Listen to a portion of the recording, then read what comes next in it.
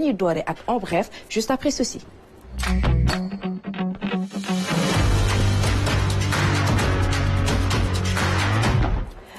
En bref dañ ci ànd ak Hassana Fall mu wax ñu rek lan la internet yi xëyee tey ci mercredi bi. waaw lu ñuy xëyee ak la ñuy fanaanoo parce que gars yi dañuy fanaanoo teg ci dil su yeewoo nekkaat ci beneen bi non c'est-à-dire le réseau sénégalais est meilleur quoi mais bon comme gars yi ni ñu leen ko tàmmati waxee rek saa su ne soo leen demee ci suñu ay plateforme lépp loo xam ne xibaar la di ngeen ko fa fekk aussi bien sur le site www.rts.sn lépp li xam ne replay la vous pouvez aussi écouter la télé la radio plutôt et suivre la télé lépp ngeen mën ko def ci biir site bi mais aussi avec l'application RTS bi xam ne mën ngeen ko fekk ci plateforme de téléchargement yi xam ne moom moo am si suñu chaîne YouTube bi nag ni ma leen ko tàmmuti waxee maam challenge bi ngi avancé ñoo ngi ci fi mu toll nii 996 000 fii ak juillet moom wax dëgg fa neex yàlla war na ñoo yegg ci million bi te suñu yeggee ci million bi moom imaam xam naa ne jour boobu du andi kaamil di ko jox ko ki gagné waaye xam naa ne dana ko andil mbégte.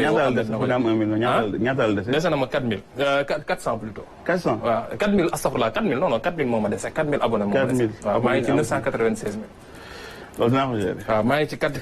dinaa ko gérer dégg nga de café bi dese na tàng de. non café bi tàngul. Hassana waaw joxewul affaire yi ci. 1 million bi dinaa ko gérer. non 1 million bi su matee nee naa leen invité bi day ñëw kooku le millionième day ñëw fii sur le plateau. ñun ñoo koy dalal incha allah waaw 1 million. yow kay toogee waaw ñu waxu ko nag ci xaalalaaw da ko teg ci technique. Imam daal su nekkee 9999. teel ma ko wax ma désabonné abonné waat comme ça mu nekk 1 million yi. ma ko jël dañ laa exclure d'office ndax yaa non man kaddu foog ma jot. dama sàcc sama idée man loolu laa bëggoon def.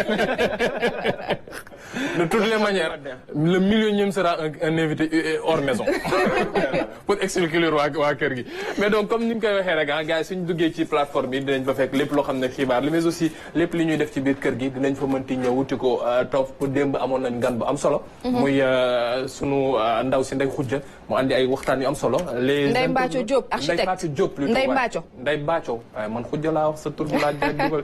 café bi la yow Bamba da lay jox bint.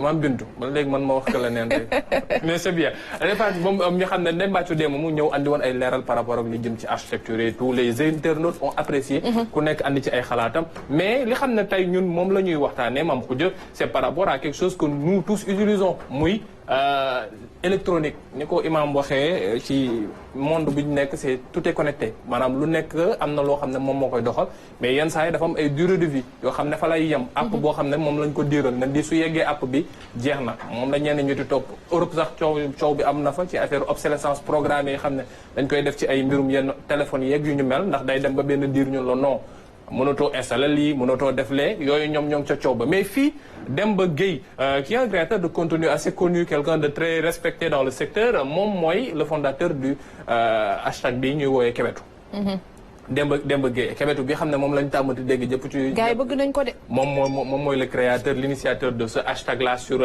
X donc Demba Gueye moom dafa ni je me suis arrêté à mi-chemin vers la poubelle dans mon garage pour me poser la question suivante.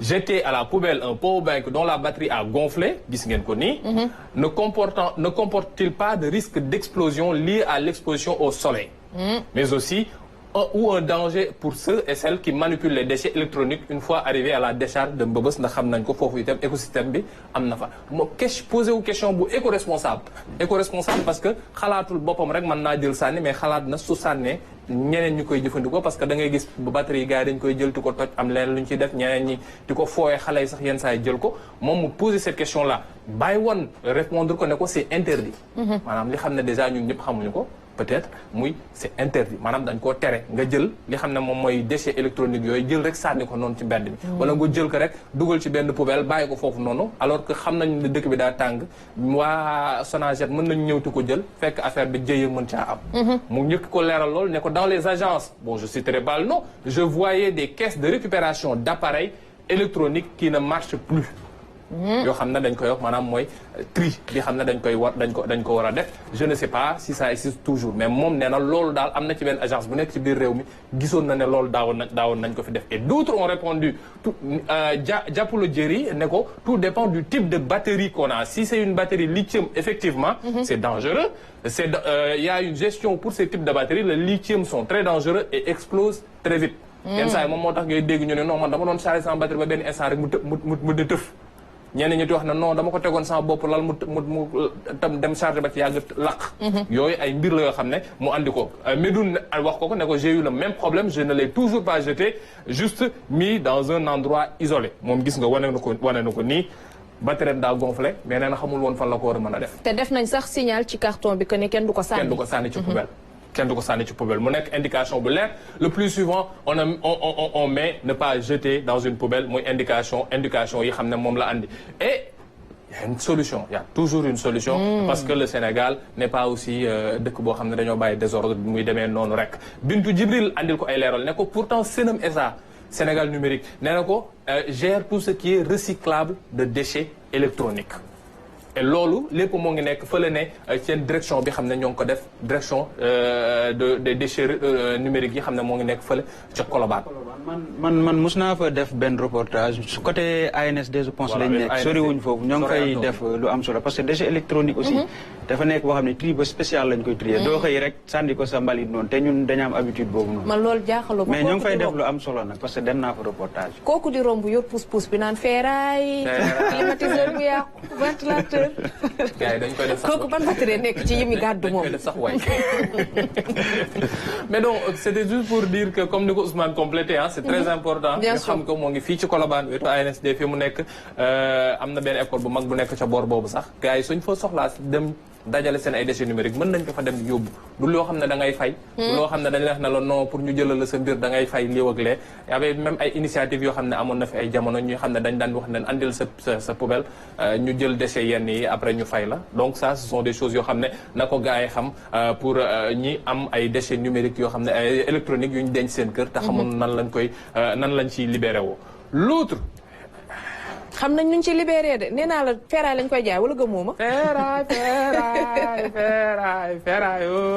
ferraille maa ko jël dama la andil benn vidéo ça ñu seetaan ko nii.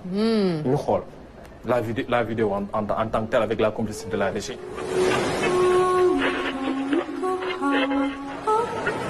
suñu réewu Sénégal ñu ngi jànkuwanteel tolof-tolof Café Touba di suñu naanu aada ak cosaan askan bi bëgg ko lool bu ñu antuwul kenn dootu ko naanati nguur gi tàmbale kàddu jëmale ko ci waa jooju lee bi tudd Pape Sarr ñi nga xam ne biig ci guddi ay samba boo dañ ko fekk ci këram dëkk boobu kenn gisagu ko askan bi jaaxle nañu lool ñu ngi ñaan nguur gi mu jël ci ay matuwaay. et maam ko jël lii soo ko tegoon ci biir salon nii gars yi dañ la ne la non gars yi seen script bi c'est très bon. ban année la nii. lii gars yi 2099 yàlla bu mu am ndax xam naa ne Café Touba moom su manqué ci biir réew mi li ma dal nit dina dal ñu mais c'est juste pour t'expliquer que. maam li xam ne moom la ñu gis lépp ñu bindal la script bi dafa la short story by Rouney Audrey Longuedia ak DA directeur artistique Hussein Dembel Sow. ak li xam ne moom moo ca nekk yëpp maam. du lenn loo xam ne dañoo génn ci mbedd mi jël caméra wut ay acteurs ne leen ñëw leen ngeen def ko tout ce qui a été fait là a été fait grâce à l'intelligence artificielle mu nekk loo xam ne ni ko imam doon waxee IA dugg na ci ay bërëb yu bëri léegi gis nañ fii dip am na tri boo xam ne jël na ko fi 3e ci benn festival bu ñu doon def par rapport ak IA imam dugal na fi boppam ci biir wayu Maher Zain gis nañ fi ñeneen ak ñeneen ñoo xam ne ñoo ngi nekk te dugal IA de plus en plus ci lépp lu ñu dox et c'est ce que le jeune Rouney Audrey Longuedia ne fait pas au nom c'est un Sénégalais donc Sénégal la moo ngi fii biir Dakar nekk ci def ak ay story yoo xam ne li mu ci bëgg ci andi rek mooy pour wane clairement que avec l'IA on peut créer et on peut être artistique. Maintenant, chacun ses appréciations, parce que moi, Audrey, Andina, toujours dans ma quête de repousser les limites avec l'intelligence artificielle, ça c'est sur LinkedIn. En moins de 4 jours seulement, le Tahawal, court-métrage, mon côté aller sans retour. C'est pas la porte de Gorée, mais par rapport à l'histoire de Café Touba. Dans un Sénégal post-apocalyptique, privé de son légendaire Café Touba. Li mu lay andil un petit peu le déroulé bi xam ne moom la ñuy wax le script bi ngay njëkk a jot par rapport sooy defar film am Hussein Dembel Sow andi ko aller sans retour je bosse seul comme un chef sur ses films et il fait un travail extraordinaire et il y a d'autres personnes qui ont parce que mbir mi dafa nekk loo xam ne dafa neex ba am ñenn ñoo xam ne ñoo ngi ca bitim réew. Edith Brou une consoeur ivoirienne moom nekk sur les réseaux moom sax daa jël affaire bi gën ko mayaat doole. parce que elle est très connue et elle fait un excellent travail sur les réseaux moom nee na depuis février 2025 le réalisateur sénégalo-congolais Cheikh Rouné publie des telenovelas sur ses réseaux yoo xam ne moom nan la koy defee lépp IA la koy defarale.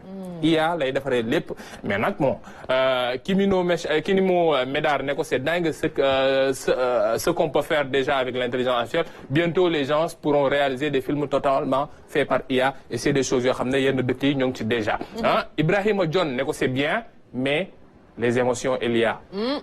loolu mooy problème bi yenn saa yi émotion yi xam ne da ngay bëgg pour rôle acting bi en tant que tel gars yi dinañ xam ñu bëri ci loolu parce que yaa maam kii la Anta mi nekk ci podcast am. Anta Buzz du ma ko spoiler mais invité na benn acteur boo xam ne moo ngi def lu am solo ci monde cinéma et on pourra voir un petit peu l'IA et ces affaires là kii nee na Abraham Coré moom tontu ko ne ko c'est du grand art. Parce que le fait de mettre le story, mettre prompt bi, jouer sur les caméras, jouer sur la tonalité, l'image et même le son, ça, pour moi, c'est du grand art. Donc, le jeune Sénégalais, il est là. Audrey Rouné Longueja, réalisateur, scénariste, vidéaste, designer multimédia, IA, designer sur LinkedIn pour les gens qui veulent le supporter et l'accompagner. Mon gogo. Hissène Dembel Sow moom moo réalisé clip bu début no jàmbaar nekk ci clip bu début moom moo defar Thiaroye 44 bi bu ñu remixé bi. te ñu jël ci le 3e prix festival IA. waxtaan na mais comme li nga xam ne IA bi tamit am na ay limites de parce que gis nañ même Abdou Guité sax def na benn clip IA. moom waxtaan naa noo seeg moom Hissène Dembel. muy wax ne limite bi par exemple ay droits d'auteur tey jii nii clip IA ku ko defar kan mooy droit d'auteur bi aussi. ça risque aussi de tuer certains métiers. Absolument. Comme nous l'avons dit. Clip de l'année non. Alors, nous reconstituer le massacre du 1er décembre 1944 à Thiaroye grâce à l'intelligence artificielle. Dinañu taxaw ci li nga wax ndax amna solo ci walum droit surtout que légui signé nañ copie privée bi té mu nek ay fonds yo xamantane amna solo pour artistes yi. Hassana ma bay la nga wéyal. Waaw mam lolu moy luñu andi won ci en bref par rapport ak li xamné bon parce que li nek ci toile bi mënuñu koy andi saa su ne mais saa su ne dañ ci ciap touti rek ñew bokk ko ñi xamné ñoo ñuy top sur les réseaux et aussi les remercier par rapport ak tweet ak post yi xam ne ñoo ngi koy def toujours sous le hashtag dièse bi nañ koy def après ñu def SALIMTOO. mu ngoog ñu bind ci seen suufu écran Salimto. Salimto muy leer nañu alors maam démb damaa joxe woon cax ci kii kan la bi waaw gars yi nag ñu bëri. mais gars yi neen ma ñoo ngi may envoyé ma di wax ne ma damaa jéng man je ne prends que des gens de Saint-Louis mais c'est pas ça c'est que Saint-Louis c'est l'histoire du Sénégal nañu comprendre loolu imam ne dira pas le contraire donc ci kan la bi ñu andi woon démb comme je le disais c'est quelqu'un de blanc mais c'est un Sénégalais boo xam ne il a servi l'État du Sénégal et il fut le premier argentier de l'État du Sénégal post-indépendance turam di André Pétavin ku dem Saint-Louis xam lycée technique André Pétavin bi xam ne ñu bëri jàng nañ fa mu formé ay kàngam ci biir réew mi au même à la même enseigne que lycée bi xam ne moom mooy lycée Charles de Gaulle Cheikh Oumar Foutiyou Tall ak yeneen yu nekk biir Ndar donc c'est un Sénégalais d'origine roumaine il fut une figure marquante de l'administration sénégalaise post-coloniale ndax bokkuloon ca colon ya moom ci ginnaaw colon yi la dugg ci biir administration et il est décédé à l'âge de 38 ans très jeune donc même mu nekkoon il a laissé une empreinte forte dans l'histoire du pays en tant que premier ministre des finances du Sénégal maanaam li ñu am tey ay ministre des finances soo demee biir ministère des finances am na couloir boo xam ne moom lañ ko tuddee artisan des grandes institutions économiques nationales et régionales ci koo xam ne moom marqué na histoire du Sénégal bu baax a baax bon muy André Pétavin pour ceux qui entendent le nom mais peut-être ne reconnaissaient pas la personne et la personne qui a remporté ça xaw ma ndax doomu Ndar la wala déet mais daal moom moo njëkk bind ma def jox affaire rek mu dugal. Il s'appelle Josila moo joxe réponse bi André Pétavin ministre des finances du Sénégal et d'origine roumaine moom mi xam ne donc mooy le gagnant du kii kan la de ce mardi ñu dajale ko rek incha allah ba bés bu ñuy dajale ñëpp fii ci plateau bi ñëw waxtaan ak ñoom xool nu ñuy séddale ak ñoom yenn seen. jo xanaa ci lycée technique bi la jàngee moom dañoo wax rek mu xam. moom mii dañoo war a lijjanti ay mbiram wax naa à l'aide de vos connaissances. ou bien à l'aide de son expérience il faut qu'on wax ban la ci am. alors maam. démb amoon na tey day am. waaw. tey day am ah tey kii kan la gars yi nag dinañ ma wax ne ma non photo bi leerul mais il faut que ñu comprendre que ne bu njëkk ba photo yi tamit gars yi ay archive la ay archive la gars yi dañ daan sàcc di photo mais sunu kii kan la bu tay bi moo nekk nii lu mu sol nii kaki wala uniforme mayoo la sol mayoo la sol mais Hassan mën nga corriger lii aussi qualité photo am na benn IA boo xamante ni n'importe quelle photo qualité bi lu mu baax mën na ko rendre mën na yokk netete bi. da koy jox kii wam résolution initiale. résolution initiale. dëgg ñëw teg jërëjëf waaw ñëw teg wax na ñëw tegoon ngoogu boo foog nga indi ko rek imam ci plateau bi. waaw sama genre yi nga xamante ne photo moom nay leer rek lañ ci bëgg. nay leer Mame Khoudia bëggul lëndëm. alors moom ngoogu noonu xoolal kii Mame Khoudia. nekk na koo xam ne histoire Sénégal ci beneen anam la ko marqué. ci mbirum tàggat yaram. c'était un génie du ballon. ñu xool nag ban ballon la ci damay bàyyi gars yi ñu deviner est-ce que football bi la wala basket bi la wala beneen bal bi la muy balu handball bi wala balu tennis bi la mais kenn la koo xam ne ràññeeku na loolu ci mbirum sport ci domaine am boobu. mu nekk koo xam ne sax moom li tax ñu gën koo jox cër ci biir réew mi mooy dafa mën nañu wax ne daa xare ba faatu. ndax ci jongante ginnaaw jongante la amee malaise ba muy ñàkk bakkanam. looloo tax sax ci biir réew mi am na ab bërëbu tàggatukaay yaram goo xam ne moom lañ jox turam. joxe naa ñetti indice. doo ñu wax rek ban sport la. ah déedéet boobu moom du ma waaye day yomb maam. doo génne asaka bi. non baa ma def noonu rek waaye def noonu soo bul insister soo insister damay wax waaw bul insister. donc gars yi moo ngoogu turam jox nañ ko benn institution sportive boo xam ne moo ngi fii ci biir Sénégal gars yi di fa dem di fa tàggatu seen yaram. bañ leen na leen wax sport bi bañ leen de. waa Ndakaaru war nañ ko miin dans les normes surtout magu Ndakaar yi. magu Ndakaaru yi gars yi war nañ koo miin yow mii waroon nga koo xaw a miin nii mais xam naa ne jaraaf wala wala Gia nga koo xaw a miin nii rek Gia war naa dundaat war nga ko xaw a mën a miin nii rek mais gars yi jox cax bee ngoogu noonu daal jox naa leen ko en vous donnant rendez-vous ci kanam incha allah fii ak guddi Cheikh moo ngi nekk ci catal bët mais leer na ma ne xamul Cheikh ak ñu miinee bal bi. non Cheikh xamul kii. Cheikh am na bal bu mu maîtriser. am na bal bu mu maîtriser est-ce que bal boobu mooy bal bii nii. waaw bal boobu la wala bii. jox ñu ko rek ça reste à voir après ñu xool rek mais seen cax moo ngoog bon kii kan la bii on dit aux gars yi nañ dem sur les plateformes TikTok Facebook Instagram Twitter LinkedIn fépp foo leen dem rek soo leen joxe réponse yi incha allah avec le hashtag Salimto dinañ ko jëli ji ñëw xool ndax ki ngeen wax kooku la wala déedéet. sant la bu baax gërëm la Mame Khoudia. Assane toj nga fi comme d'habitude. bul bàyyi di wax toj nga fi dañoo nekk ci tabax. toj nga fi rajax Imam macha allah Assane li mu indi am na solo.